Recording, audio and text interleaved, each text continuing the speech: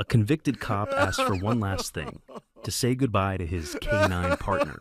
But when the dog arrives, he barks, he scratches, and a hidden USB falls from the man's jacket. Inside, proof of a setup, a name tied to power, and a secret someone would kill to protect. This dog didn't just save his handler. He uncovered the truth. Watch the story and ask yourself, what if your dog knew more than you ever imagined? The courtroom was silent, as if the very walls were holding their breath. Ethan Rowe sat motionless at the defense table, his wrists bound by cold steel cuffs that bit into his skin every time he shifted. His once proud posture, straight-backed, chin up, had begun to buckle under the weight of accusation. At 43, Ethan still carried the build of a man who'd seen too many things and survived them all. Tall, broad-shouldered, with silvering temples and deep-set eyes that no longer held fire but a quiet, stormy defiance. His skin was tanned from years on patrol, his face weathered like old leather, carved by sun, stress, and disappointment.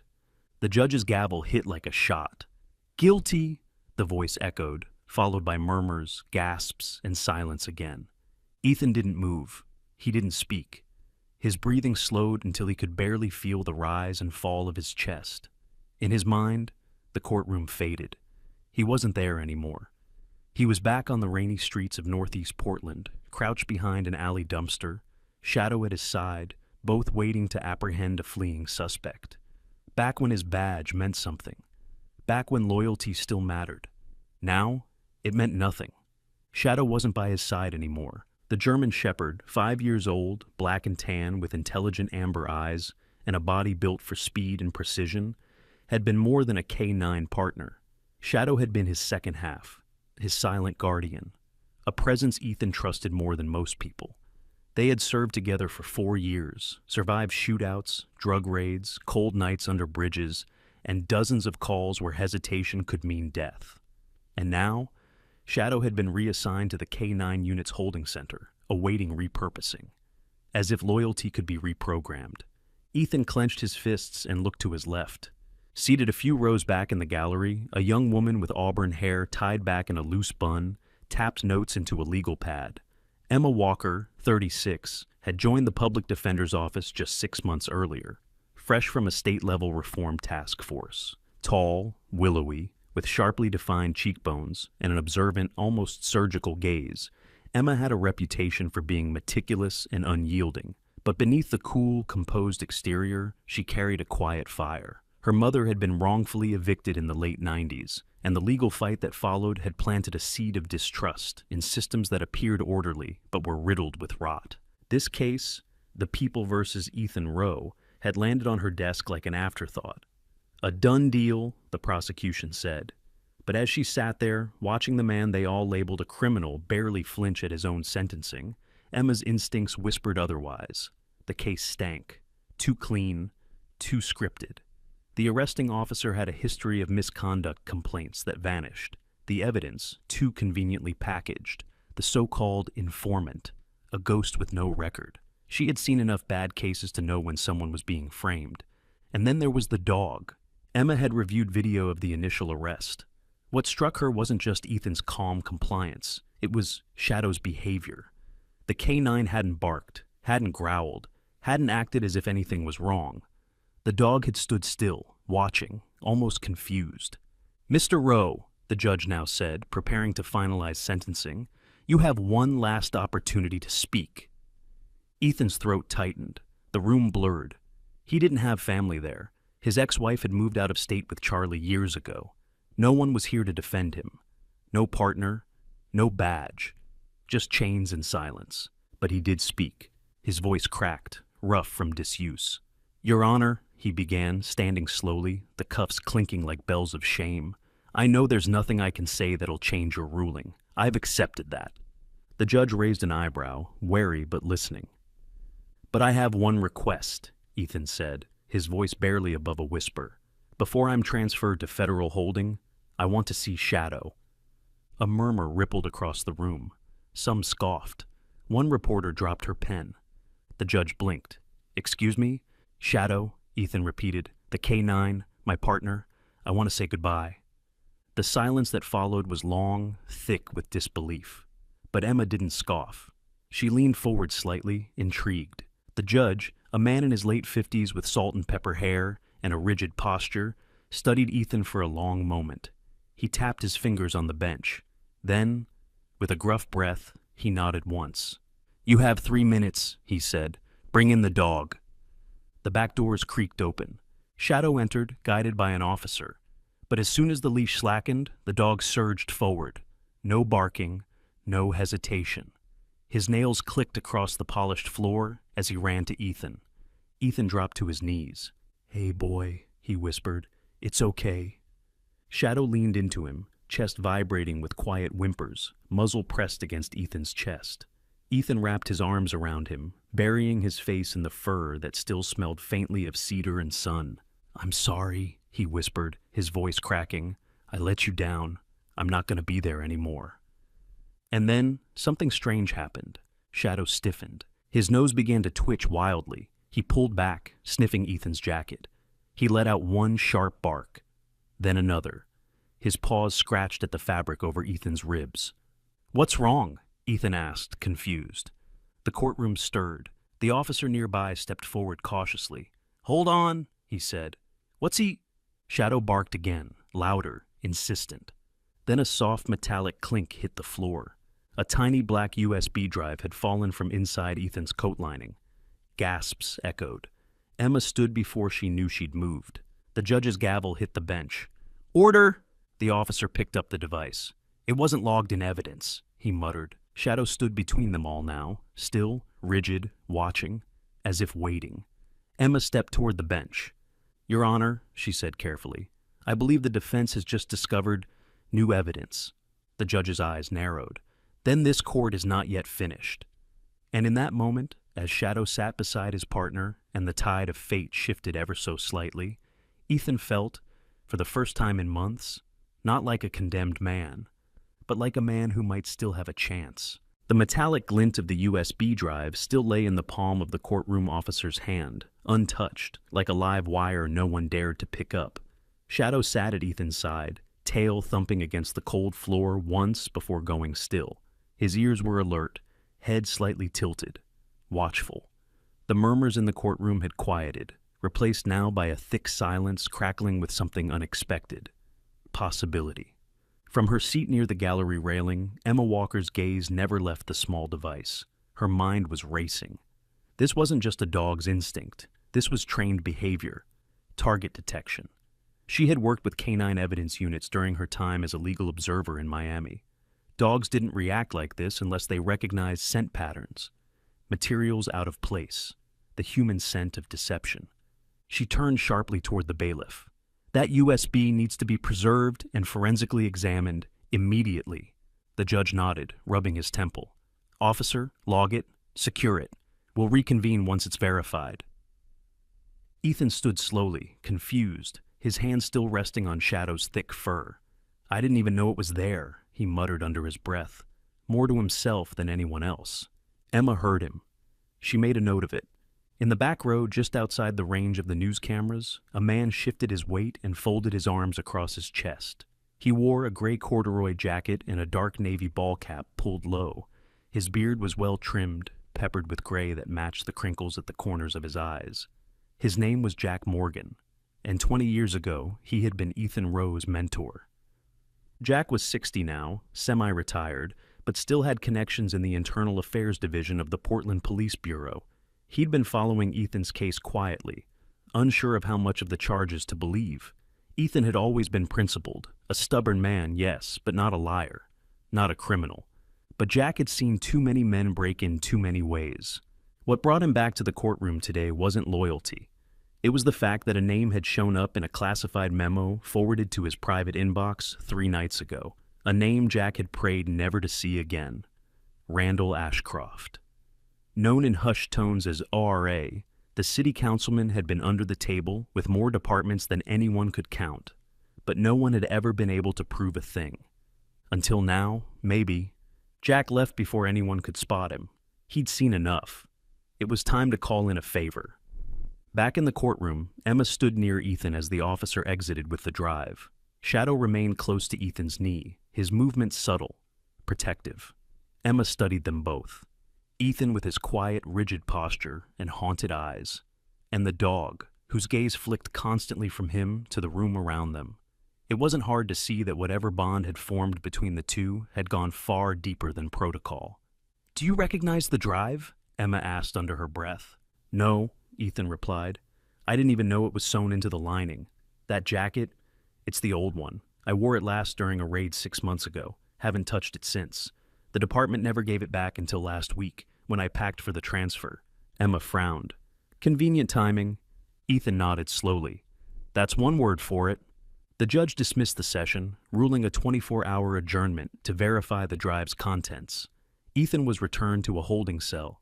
Shadow was led out by a uniformed handler who, despite the formal leash, treated the dog with something like reverence. Outside, the press swarmed. Microphones thrust. Questions screamed. Emma kept her head down as she pushed through the crowd. She didn't answer a word. There was too much she didn't know, and that alone was enough to tell her something wasn't right. Later that evening, in a dimly lit diner on Burnside Street, Jack Morgan sat alone at a corner booth with a lukewarm cup of coffee and a folder spread open on the table. Across from him sat a woman in her late 40s with thick, rust-colored curls and a jacket bearing a faded university logo. Her name was Rachel Knox, a freelance investigative journalist known for going after internal corruption stories when no one else dared. She had a low, husky voice and a tendency to stare too long between words. Years ago, her brother, a beat cop, had been forced to retire after being scapegoated in a high-profile mishandling case. She never forgot it, and she never forgave. "You said you saw something in the memo?" Rachel asked, tapping her nails against a recorder she hadn't yet turned on. Jack nodded. "There's a connection between Ethan's arrest and the bust from 19. The same names keep circling back. And if that dog just sniffed out something they tried to hide in his own coat, someone's getting sloppy." Rachel raised an eyebrow. "Sloppy's good. Sloppy means scared." Jack slid a photocopy of the memo across the table. She read in silence. Her eyes widened. "Randall Ashcroft?" she breathed. "Why the hell would a city councilman be involved in a precinct-level narcotics sting?" Jack shook his head. "That's what I'm trying to find out." Meanwhile, back in the city's K9 unit kennels, Shadow paced his enclosure restlessly. The kennel was clean, temperature-controlled, the staff competent, but the dog was unsettled. The handler assigned to monitor him that night was a lean, freckled man in his 20s named Miles Conrad, new to the K9 division, eager but unsure. He watched Shadow through the bars, frowning. "You okay, boy?" he murmured. Shadow didn't respond to the voice. He sat abruptly, ears twitching toward the door, eyes locked, waiting, listening. Miles knelt and rested a hand near the gate. "You miss him, huh?" The dog's head tilted. Across the street from the facility, behind the tinted windows of a nondescript sedan, a figure watched the building. His face was partly hidden beneath a dark beanie. His name was Wes Thatcher, a private contractor and occasional errand boy for whoever paid best, including Randall Ashcroft. He had a simple mission tonight: make sure the dog didn't accidentally end up in the wrong hands. But for now, he waited. Because Shadow wasn't just a dog, he was a witness. And someone, somewhere, was starting to realize that dogs don't lie. Back in the holding cell, Ethan sat alone on the edge of the cot, staring at the cement wall. His thoughts were spinning. Images from the raid months ago, the moment the drugs were found, the way Baxter's eyes didn't match his words when he told Ethan to step back. He remembered how Shadow had stiffened at that moment, too. Everything in him wanted to believe it was over now, that someone would hear the truth. But he had been in this game too long to count on justice falling into his lap. The system didn't fix itself. You had to drag it screaming into the light. His hands were still trembling when a guard walked in, silent, slipped something through the bars. It was a note, one line. Printed block letters, no signature. "The dog saw more than you think." Ethan read it twice. Then he closed his eyes. Because he knew now, this story had only just begun. The whirring of the computer's hard drive was the only sound in the cramped evidence review room. Emma Walker sat hunched over the terminal, her fingers hovering above the keyboard, her gaze locked on the file tree that had just loaded from the contents of the USB. There were only 3 files, each with vague names: int-07.wav, summarynotes.pdf, and chainrp-raw.docs. No dates, no metadata. Whoever had put these here hadn't wanted them found, and certainly didn't want them traced. The USB drive had been rushed through a secure forensic read-only system that morning. The chain of custody was already being scrutinized, but Emma didn't care about politics. She cared about truth. She clicked the first file. The room filled with the crackling distortion of a low-quality audio recording. Then, 2 voices. "Just plant the stash behind the seat. Roe won't question it. He's clean. That's why he's perfect." The voice was unmistakably male, and Emma felt the hairs rise on her arms. Then came another voice, deeper, more deliberate. "You want this to stick? You better not leave any trails. If this backfires, it's not just your badge you'll lose." Emma paused the playback. She closed her eyes. She recognized the first voice, Lieutenant Frank Baxter, a name that had lingered around too many internal reviews, but had always walked away clean. The second voice, though, she didn't recognize it, but the file name said enough. RA. She clicked open the PDF. It was a summary of internal routing logs for several case file numbers, all flagged as closed due to procedural compromise. But one entry made her stomach twist. Case hash 7719C, narcotics raid 2019. Suspect Ethan Roe. Except Ethan hadn't been charged in 2019. He hadn't even known that raid had been reclassified. Emma printed out the audio transcript and tucked it into her folder. She needed to move fast. Later that afternoon, the steel doors of the downtown detention center slid open, revealing the visitation hall. Rows of small booths behind reinforced glass. Charlie Roe stepped through the entrance, looking both too old and too young all at once. At 16, he had the angular limbs of someone still growing into his body, but his shoulders were already square, and his eyes were dark with a weight he didn't speak aloud. He wore a gray hoodie and frayed jeans, a backpack slung over one shoulder. The last time he'd seen his father was nearly 4 years ago, right after the divorce. Charlie had chosen to stay with his mom out of resentment and confusion. Now, something had changed. He didn't say what, only that he wanted to talk. A corrections officer, Sergeant Boone, a square-jawed man with thinning blonde hair and a military gait, led him through without a word.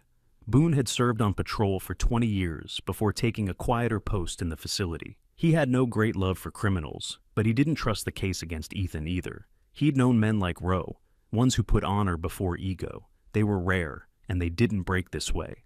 Charlie reached the booth and sat down. The glass felt cold under his fingertips. Ethan appeared moments later, led in by another officer. His face lit up, surprise softening the angles the prison had sharpened. He picked up the receiver slowly, almost like he thought the moment wasn't real. "You cut your hair," Ethan said quietly, the edge of a smile tugging at the corner of his mouth. "You grew yours," Charlie replied, equally quiet. There was silence for a few seconds. Then Charlie opened his bag and pulled out a small, beat-up leather notebook. "Mom was cleaning out the garage," he said. "This was in one of the old boxes. It's yours." Ethan leaned in, frowning. The notebook was his, one he hadn't seen in years. He used to keep scribbled notes in it, thoughts from old patrols, addresses to recheck, suspicious names, a habit from back when information slipped through the cracks too easily. He flipped it open. Page after page of nearly illegible handwriting. Then, midway through, a note in red ink caught his eye. "Refuse clearance, C7719/F. Baxter pulled request. Said RA involved." Ethan blinked. That was the raid from 4 years ago. He remembered it now. They'd pulled surveillance on a suspected warehouse front, but at the last minute, the operation was scrapped. Baxter told him the warrant didn't clear. But if this note was accurate, Baxter had killed it intentionally.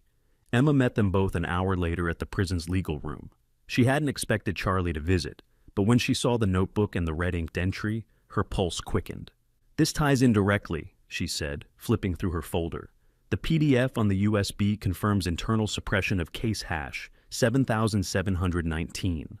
That raid was shut down under pressure from someone labeled RA, and Baxter's name is all over it." Ethan's jaw clenched. "They've been building this for a while." Charlie sat in the corner, his backpack at his feet, unsure if he was more scared or angry. Emma turned to him. "You did the right thing bringing this," she said softly. Charlie nodded once, then looked at his father. "I'm sorry I stayed away." Ethan didn't answer. He just looked at him with tired but forgiving eyes, and that was enough. Back at the police bureau, Jack Morgan was digging. He sat at his kitchen table, the TV off, his laptop glowing in the dark. He'd used old credentials to request access to archived cases. With some effort and the help of a contact in digital records, he'd found the internal memos around the 2019 raid. The metadata confirmed the memo Emma had uncovered. One more piece fell into place. Jack picked up his phone and called Emma. "I've got backup," he said simply. They buried that 2019 case. Baxter signed off on the suppression order, and the guy behind it, Randall Ashcroft, was listed as a civic consultant on 2 precinct projects that year. Emma exhaled slowly. "We're going to need more. This isn't just a bad bust. It's systemic." "And it's not over," Jack replied. "You're going to be watched." Back at the K9 unit, Shadow lay in his kennel, his eyes half-lidded but alert.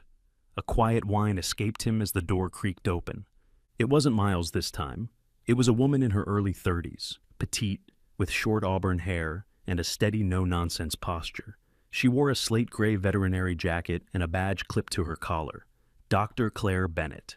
Her face was calm, but her eyes had the kind of sadness that didn't go away.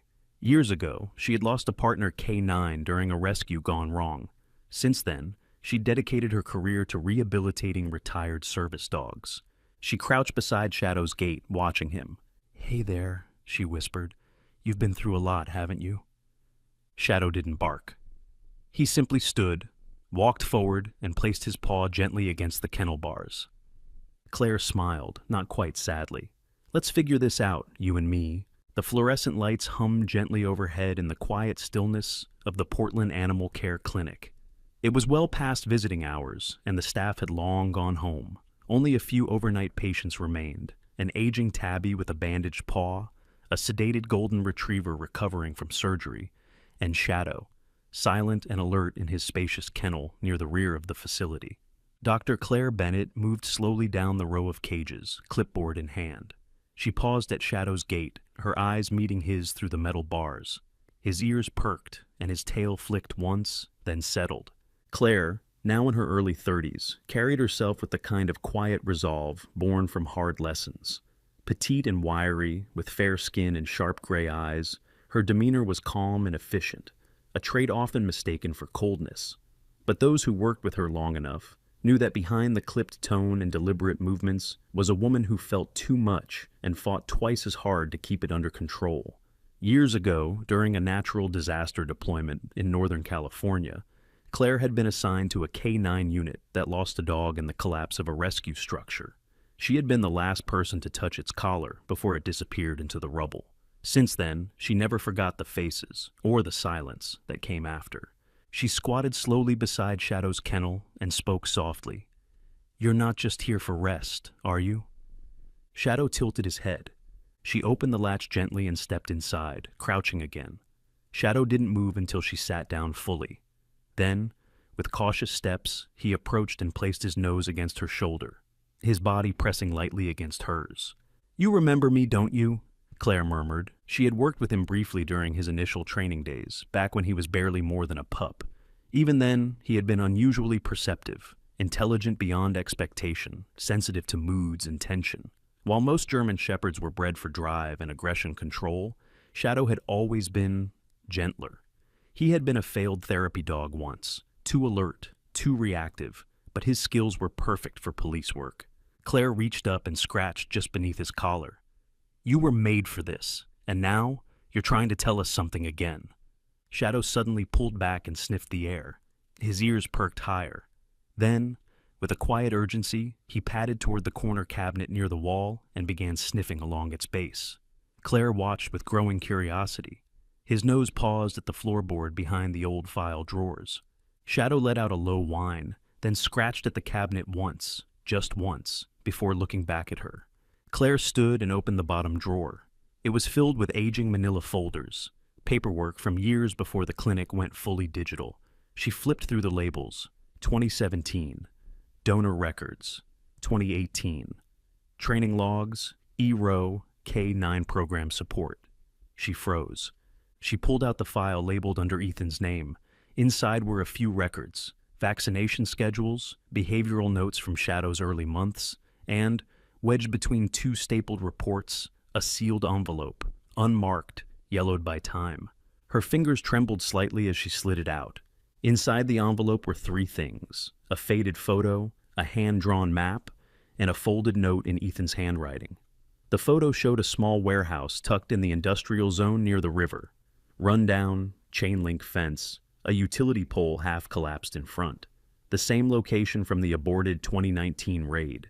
The map marked nearby access points, including a storm drain tunnel. Claire unfolded the note. If something ever happens and Shadow reacts, start here. Her pulse quickened. She read it again. Slower this time. Ethan must have left it during a follow-up appointment long ago, never expecting anyone to find it unless Shadow pointed the way. And that's exactly what he had done. She looked at the dog now, seated patiently at her feet, as if waiting for her to understand. "You're leading us," she said, voice nearly breaking, still watching his six. That night, unable to sleep, Claire sat at the reception desk, reviewing Ethan's old training forms. She replayed his early visits in her head. How proud he had been of Shadow's first successful drug detection test, how he'd always brought extra food for the clinic's strays, how he refused to let Shadow train under force-based tactics. Ethan had trusted her once, and maybe now she needed to repay that trust. The next morning, she made 2 calls. The first was to Emma Walker. Claire met her at the back entrance of the clinic just after sunrise. Emma had traded her blazer for a long olive coat and sneakers. Her hair was tied up in a no-nonsense ponytail, and her face was drawn from too many sleepless nights. Claire handed her the envelope. Shadow found it. It was hidden in the old file cabinet. I think he remembered where Ethan placed it. Emma opened the envelope slowly. As she read the note, her eyebrows pulled together. "This is the same warehouse from the 2019 suppression report," she murmured. "Why would he draw a map?" Claire shrugged. "You'd have to ask him. All I know is that this dog has a better memory than most people I know." Emma glanced at Shadow, who stood beside Claire with calm vigilance. "I believe it." The second call Claire had made had gone to an old friend from her university days, now working with the Oregon State Bureau of Investigation. A woman named Sarah Ellison, mid-40s, tall and angular, with dark skin and cropped black hair that gave her the look of someone always in motion. Sarah had a reputation for directness. She'd once been injured during a narcotics raid gone bad, where her own commanding officer had pulled the plug and left her team without backup. Since then, she never tolerated half-truths or silence. Claire trusted her. Sarah arrived by noon, armed with a field kit and a scowl. She greeted Claire with a curt nod, then looked at Emma. "You're the lawyer. I'm the one who doesn't need permission to knock on doors. What are we dealing with?" Emma handed her the photo and map. "Buried intel from a corrupted raid. Ties to Lieutenant Baxter and someone called R.A., Randall Ashcroft." Sarah's eyes narrowed. "You're kidding." "You know him?" "Not personally, but he's donated to half the campaigns that ever touched the justice system in this city. He's connected." Emma nodded grimly. "Too connected." Sarah glanced down at Shadow, who now stood between them, tail still, eyes alert. "He was trained to lead people to the truth, wasn't he?" Sarah said. Claire answered for him. "He still is." And as the 3 women stood at the back of the clinic, with the city beginning to stir beyond the trees and the traffic lights blinking red to green, there was a shared silence between them. Not of fear, but of quiet resolve. Shadow looked up at Claire, then at Emma. He barked once, the kind of bark that didn't ask questions. It told you, "Follow me." The basement level of the Portland Public Defender's office smelled faintly of printer toner and stale coffee. The hum of servers behind locked cages filled the narrow hallways, a rhythm that matched the tension building in Emma Walker's chest. It was late, just past midnight, and she was breaking several internal protocols by being here with a teenager. Charlie Rose stood beside her, shifting his weight from foot to foot. He wore a black zip-up hoodie and a faded baseball cap, his face pale under the flickering fluorescent lights. Since reconnecting with his father, Charlie had barely spoken of the guilt that clung to him, but Emma didn't press. Tonight, he wasn't here as Ethan's son. He was here because he could code. Emma unlocked the server access room using a passcode borrowed from a colleague who owed her one too many favors. She glanced at Charlie. "Are you sure about this?" Charlie shrugged with a confidence he didn't quite feel. "I've hacked school firewalls to change my attendance records. This can't be harder than the Portland Unified School District." Emma gave him a dry look but couldn't suppress a faint smile. She liked Charlie. Despite his age, he had a sharpness to him, observant, quick, guarded in a way that suggested he'd grown up faster than most kids his age. It wasn't lost on her that having a father wrongly imprisoned and a fractured home life could shape a boy into something older than his years. He sat down at the terminal, cracked his knuckles, and got to work. The screen flickered, requesting clearance. Charlie connected a small USB device, his own bootable toolkit, and bypassed the authentication gateway in seconds. As lines of code danced across the screen, Emma stood behind him, her arms crossed tightly. "Look for internal storage connected to precinct-level case files," she said. "Search parameters, 2019, narcotics, Lieutenant Frank Baxter." "Got it," Charlie murmured. It took 3 minutes before he found the directory labeled, "Closed internal use only." It was encrypted, but not beyond his reach. Charlie worked quickly, isolating file names, timestamps, and cached metadata. That's when things started getting strange. "These log entries don't match the registry," he said, frowning. "There are files marked as existing in 2019, but their digital footprints have been erased. It's like someone went in afterward and cleaned house." Emma leaned closer. "Can you recover them?" Charlie paused. "Maybe. There's fragmentation, but some sectors weren't fully wiped." He launched a recovery protocol. Slowly, audio files began to reappear. Some corrupted, others partially functional. Emma clicked on the first salvageable one. A voice, gravelly and impatient, crackled through. "No one's going to check the cameras. Just stash it in the corner unit. Roe won't be there for another hour." Then static. Charlie's eyes widened. "That's Baxter." Emma nodded, a grim line on her lips. "And he's talking about planting something." Charlie kept digging. "Wait, here. There's a second voice on this one." They played it back. This time, the second voice was clearer, measured, cold. "Make sure it ties back to him. Use the locker keys. No direct prints." Then silence. Emma sat back slowly. "We just found proof of evidence tampering. Intentional. Coordinated." Before they could save more files, the screen suddenly blinked red. "Access terminated. Unauthorized breach detected." Charlie yanked the USB out, but it was too late. The terminal shut down entirely. Emergency lockdown protocols engaged with a sharp hiss of magnetic locks sliding into place across the building's entryways. "Time to go," Charlie said, already grabbing his backpack. They exited through the fire stairs, emerging 2 blocks away near a 24-hour coffee shop. Emma's phone buzzed, a text from an unknown number. "Stop! You're being watched." She showed it to Charlie, who swallowed hard. Back at her apartment, Emma downloaded what little they had salvaged to a private drive and began encrypting backups. She paced the kitchen while Charlie crashed on her couch, trying to hide his worry behind a borrowed blanket. Then her phone buzzed again. This time, a voicemail. She played it on speaker. It was Jack Morgan's voice, but it was distorted, rushed. "They know I've been talking. Can't meet. But I sent you what matters. Check your office mailbox. Look for the one labeled McAllister." And then nothing. Emma's stomach dropped. Jack had never sounded like that. Paranoid, rattled. She'd known him as a seasoned, unshakable investigator who mentored more rookies than the department could count. Now, he sounded like prey. That morning, she arrived early at the public defender's building. She approached the physical mailroom in the basement, where rarely used lockers were stored for overflow. One of them had a nameplate, McAllister, a former clerk who'd retired 6 years earlier. Jack had used an old drop point. Inside the locker was a thick manila envelope, sealed in duct tape. Emma carried it back to her office, locked the door, and opened it. Inside was a copy of the 2019 Narcotics Suppression Report, stamped confidential in red, with handwritten notes scrawled in the margins. Most of them were Jack's, but one comment stood out. Confirmed meeting between F. Baxter and Randall Ashcroft 3 days before raid was shut down. Another page detailed a list of property seizures never filed, including surveillance drives that had gone missing. The suppression request itself was riddled with contradictions.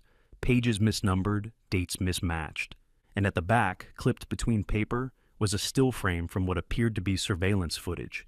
It showed Baxter, in civilian clothes, standing outside the very warehouse Ethan had mapped, shaking hands with a man in a tailored overcoat, tall, white-haired, face half-turned, but unmistakably Randall Ashcroft. Emma stared at the image for a long time. Jack had found them, and now he had vanished. She picked up the phone and called Claire. "We need to move now. Jack's in danger, or worse, and we just uncovered the smoking gun." On the other end, Claire's voice was calm but firm. "Shadow's been anxious. He won't settle. I think he knows something's coming." Emma's tone hardened. "Then let's make sure we're the ones who strike first." Far away, in a car parked outside the city courthouse, a man in a leather jacket lit a cigarette and watched Emma's office window from afar. His name was Wes Thatcher, and he didn't care about guilt or innocence, only that his employer's name stayed out of headlines. He made a note on his burner phone. "She has the files, confirmed, awaiting instructions."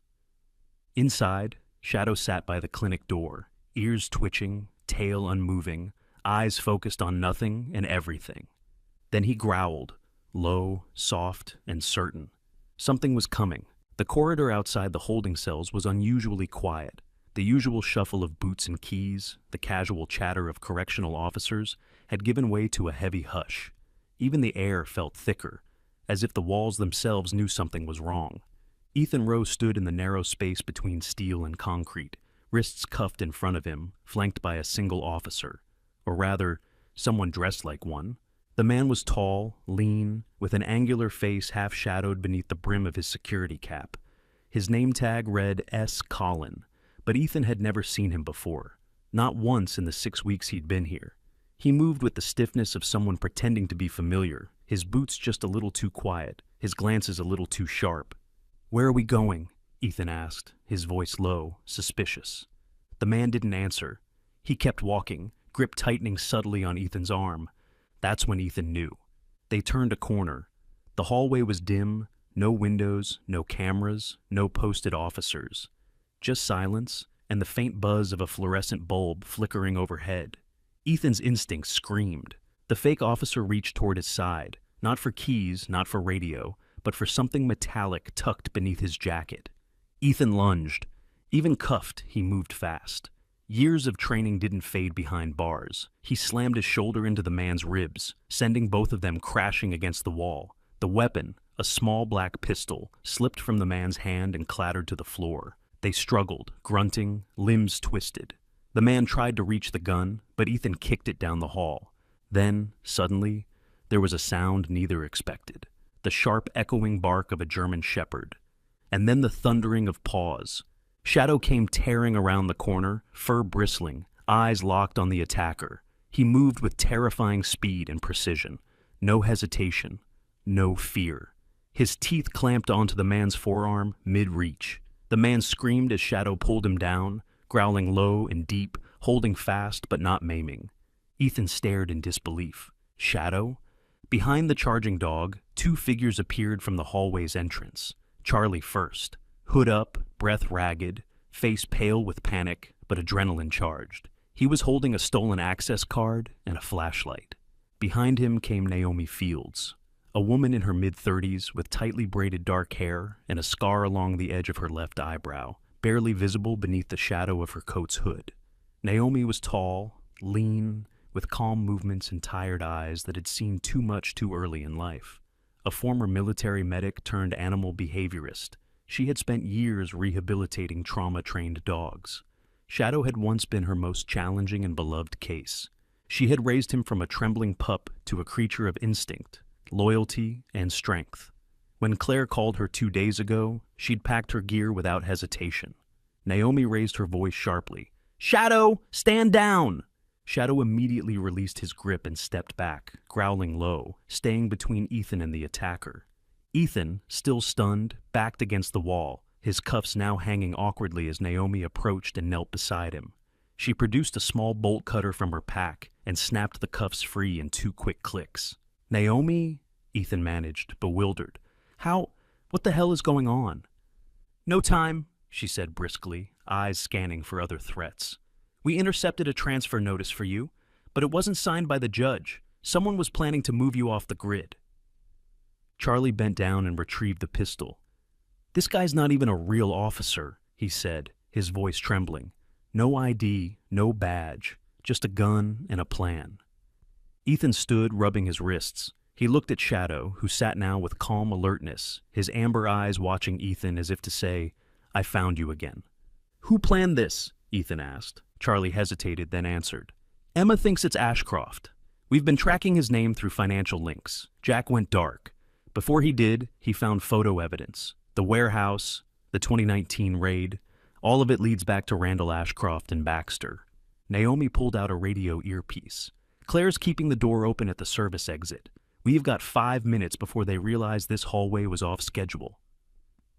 Ethan looked down the corridor toward the sound of distant footsteps approaching. Then we move now.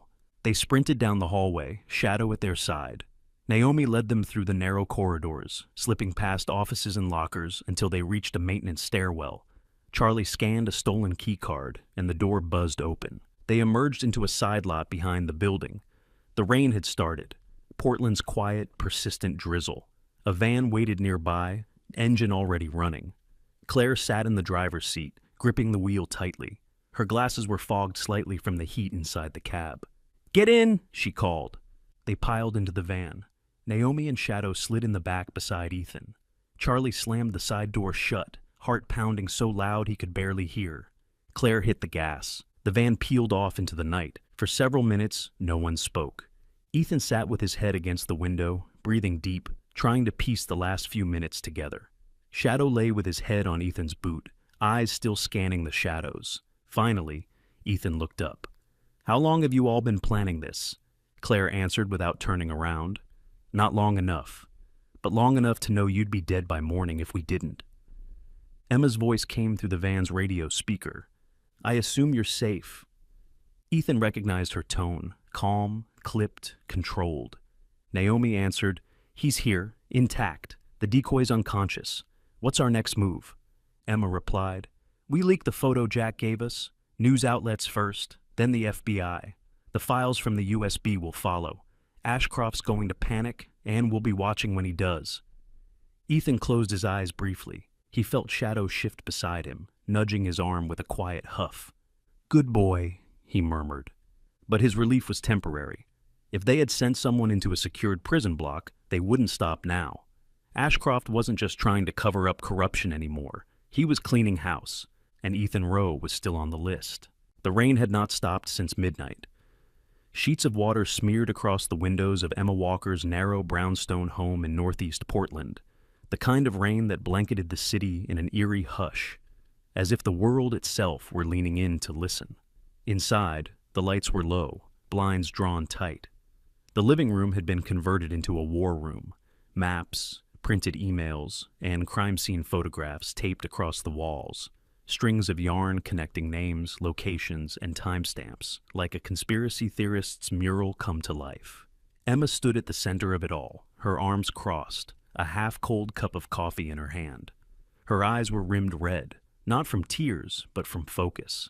She hadn't slept in 36 hours, and it showed. Her olive coat hung on the back of a kitchen chair, soaked and forgotten, and her shoulder-length auburn hair had fallen out of its bun hours ago. Behind her, on the couch, Ethan Rowe sat next to Shadow, who lay with his chin resting on Ethan's thigh. The dog's eyes remained half open, always alert. Since the escape, Shadow had barely left Ethan's side, following him from room to room, as if tethered by something deeper than a leash. Naomi sat at the dining table, typing on her laptop with one hand while scrolling through surveillance photos with the other. Her dark eyes flicked between tabs, and every now and then she whispered to herself. She had stripped out of her soaked jacket, revealing a fitted black tactical shirt and utility pants. Her movements were efficient, clinical, each click and key press deliberate. Claire stood in the kitchen, poring over a set of printed medical records she had retrieved from the K9 training archives. The records confirmed Shadow's exposure history, locations, assignments, people. One location stood out. A city-funded warehouse on the riverfront, listed under a now-defunct task force Ethan had never officially worked with. And then there was Charlie. He sat on the floor cross-legged in front of Emma's old desktop tower.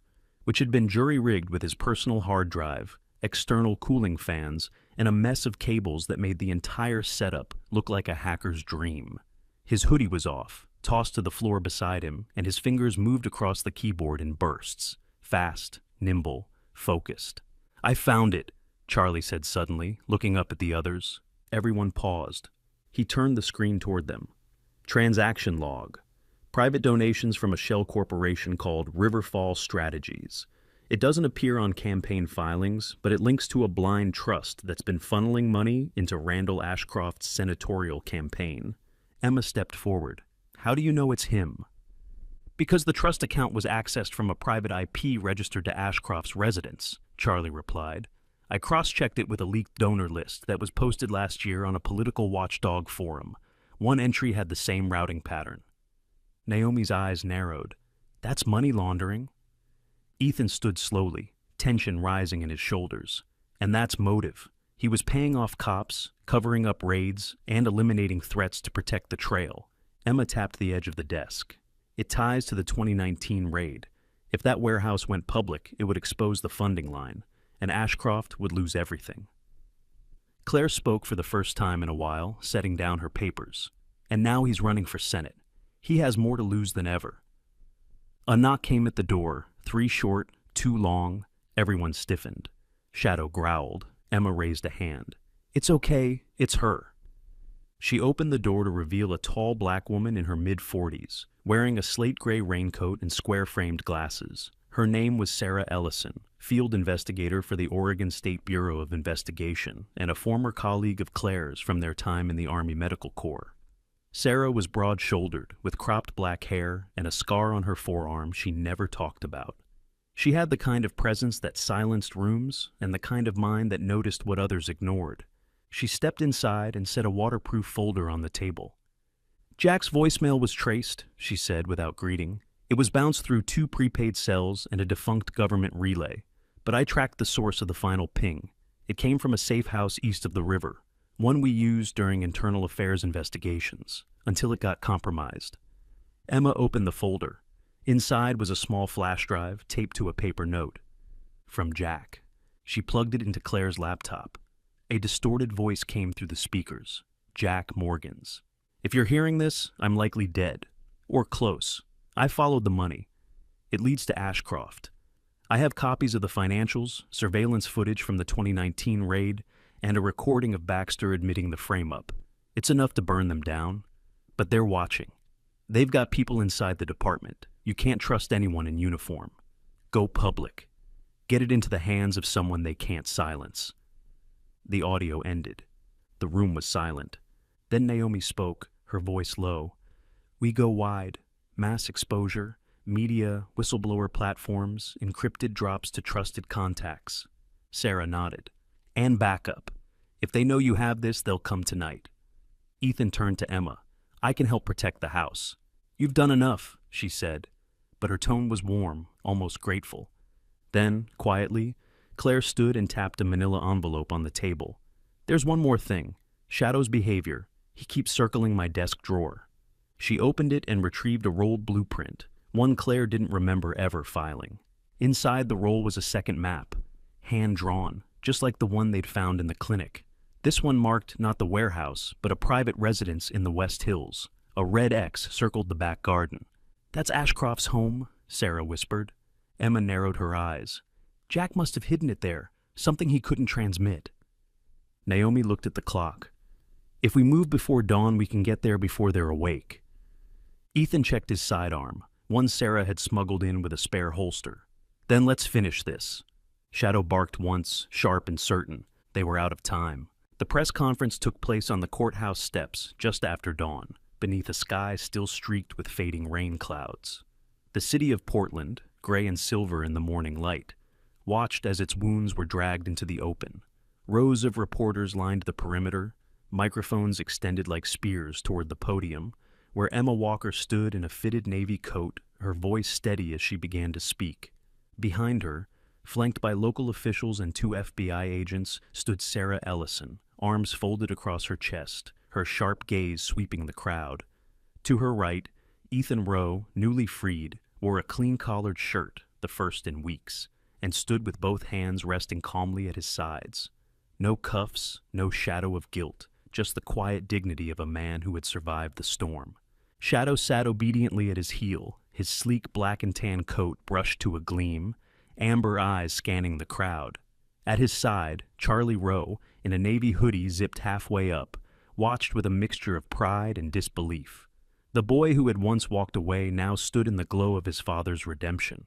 Emma's voice rose above the camera clicks. After weeks of collaborative investigation, and thanks to brave individuals inside and outside law enforcement, we are presenting verified evidence of systemic corruption implicating former Lieutenant Frank Baxter and current Senate candidate Randall Ashcroft. A screen behind her lit up, displaying an image, the warehouse blueprint, the Shell Corporation transactions, and finally, the grainy surveillance still of Ashcroft and Baxter shaking hands outside the 2019 raid site. Gasps rippled through the crowd. Emma continued unfazed. Audio recordings, financial documents, and an internal suppression memo confirm that evidence was intentionally planted to frame Officer Ethan Rowe in a fabricated narcotics case. Further investigation has led to the discovery of embezzled campaign funds and attempts to cover up the truth through violence and intimidation. She took a breath, then stepped aside. Two agents in plainclothes approached from the back of the crowd and moved quickly. Randall Ashcroft, standing under an adjacent tent flanked by staffers, was suddenly surrounded. He raised his hands instinctively, mouth open in protest. But no one listened. The cameras turned. Reporters surged. And the man who had pulled every string from behind velvet curtains was led away in handcuffs. His once crisp campaign banner fluttering weakly in the breeze behind him, it was over. Later that day, Emma, Sarah, Claire, Naomi, Ethan, and Charlie gathered on the rooftop of Claire's clinic, the unofficial base of operations for their entire crusade. The storm had broken, the sky now tinged with warmth. A battered metal table had been dragged out for celebratory coffee and bagels, and Shadow lay sprawled beneath it, basking in the rare Portland sun like a soldier finally off duty. Naomi sat cross-legged in a patio chair, her boots unlaced, sipping from a thermos. She looked more relaxed than anyone had seen her in weeks. "I still can't believe you pulled off that press stunt," she said to Emma, raising a brow. "Very theatrical." Emma smirked, exhaustion softening her features. "Sometimes the truth needs a spotlight." Claire leaned against the wall, arms folded, hair pulled back into a tight bun again, her calm presence grounding the moment.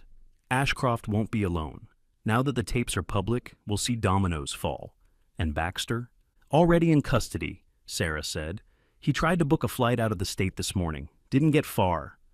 Charlie was half listening, his attention pulled toward Shadow, who had just rolled over and was nudging a tennis ball toward him with one paw.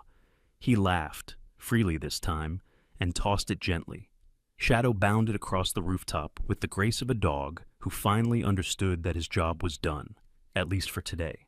Ethan watched from the edge of the rooftop, one hand resting on the rusted railing, the other in his pocket. His eyes were on his son, not the horizon. Charlie had moved in 2 nights earlier, bringing with him a single duffel bag, a stack of old comic books, and a tentative look that said, "I want to come home, if you'll have me." Ethan hadn't said much, just nodded and cleared space in the closet. Now, watching his son chase a ball with Shadow across the rooftop, he felt something loosen in his chest. For the first time in years, he wasn't preparing for war. He was relearning peace. Claire moved to stand beside him. "Shadow's yours, you know," she said gently. Ethan glanced at her. "I figured he'd go back to the department." She shook her head. "He's being retired from active duty. I signed the paperwork this morning." Ethan looked down at the dog, who now rested at Charlie's feet, tail sweeping side to side. "What'll he do?" Claire smiled. "Whatever he wants. But I thought we could retrain him together, not for patrol, therapy work, hospitals, veteran centers, maybe prisons." Ethan's lips curved slowly into something not quite a smile, but close. "He might need therapy himself," Claire chuckled. "Then he'll relate." Sarah stood from the table, brushing crumbs off her slacks. "I have to report back to the bureau. But Emma, good work. You just changed a city." Emma nodded, her voice low. "We all did." Sarah looked at Charlie and gave him a firm nod, one soldier to another. And you, stay out of government files unless you're applying to work for us. Charlie gave a sheepish grin. Naomi checked her watch and stood too. I've got another rescue coming in at noon. Boxer mix, bad hip, worse trust issues. Claire, you in? Always, Claire replied, straightening. Naomi gave Ethan a mock salute. Don't disappear again, Ro. Dogs talk. Ethan raised an eyebrow. That a threat or a compliment? Depends on the day. They all laughed. When the rooftop was quiet again, Emma walked to Ethan and handed him a slim USB drive. What's this? He asked. A full copy of the files. Keep it, just in case. Ethan took it, weighed it in his palm like it held more than digital ghosts. Thanks. She hesitated, then added, You're cleared, completely. The court issued an apology statement this morning. They're sealing the case under wrongful prosecution. Ethan gave a soft, dry chuckle. Takes an army to get a sorry from the state. Sometimes, she said, but sometimes all it takes is a dog who won't let go. Below them, the city buzzed on, unaware of the rooftop stillness, the quiet smiles, the unspoken acknowledgments of what had been lost and what had been saved. The sun crept higher, gold on glass, painting the city in new colors. And there, between sky and silence, Ethan watched his son and his dog playing on a rooftop, two souls who had found their way back to him, chasing something that had never really been lost. He exhaled, slowly, deeply. This was what peace sounded like. Sometimes, God sends angels not with wings, but with 4 legs and a heartbeat. Shadow wasn't just a dog, he was a sign. A silent, faithful witness placed in Ethan's life, not by chance, but by grace. In a world full of broken systems and quiet betrayals, it wasn't power, money, or titles that saved the innocent. It was loyalty, courage, and divine timing. When all hope seemed lost, when the justice system had turned its back, a single bark cracked open the silence of corruption, and that was no coincidence. It was a miracle. This story reminds us that God's light often breaks through in the darkest hours. Sometimes it comes as a second chance. Sometimes it's a loyal companion who never gives up. And sometimes it's the unexplainable pull to keep fighting, even when no one else believes. So if you're watching this today, know this: God hasn't forgotten you. Justice has a voice, even when the world's silence is yours. And miracles still happen, especially when we least expect them. If this story touched your heart, please share it with someone who needs hope. Leave a comment below. Have you ever experienced a moment that felt like divine intervention?